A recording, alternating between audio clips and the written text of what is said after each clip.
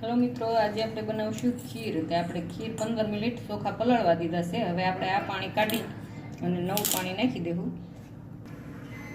આપણે ઈ પાણી કાઢીને હવે આપણે 2 ગ્લાસ પાણી નાખશું આવડા।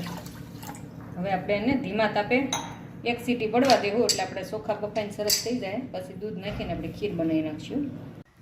આપણે એક સીટી થઈ ગઈ છે। આપણે જો કેટલા મસ્ત भात बफाई तैयार थी जैसे। हवे आपणे आमां दूध में बनाई नाखीशुं। आमां आपणे दूध नाखी देवुं।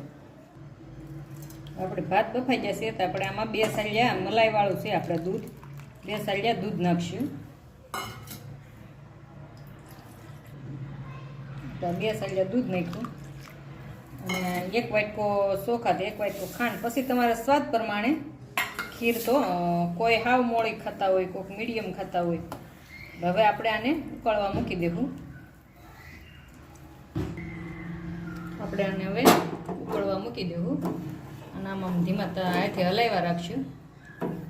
20 થી 25 મિનિટ ઉકળવા દેવું। બહુ મસ્ત ખીર બની જાય। પછી આપણે બધું માથેથી સૂકો મેવો નાખશું જે પસંદ હોય। આપણે ખીર બનીને તૈયાર થઈ ગઈ છે। 15 મિનિટ થઈ ગઈ। જો કેટલી મસ્ત બની છે। એમાં હવે આપણે 4-5 બદામના ટુકડા અને આ દૂધનો મસાલો છે। दूध में मसालो नाखो ने गायनु घी से 3 चमची अपने गायनु घी नाखशुं। अपनी खीर बनीने तैयार। पसंद आई हो तो शेर करजो, लाइक करजो ने सब्सक्राइब करजो। खीर केटली मस्त बनी है। जो जोता ज खावानुं मन थाय एवी बनी है। अपनी खीर बनीने तैयार थई गई है।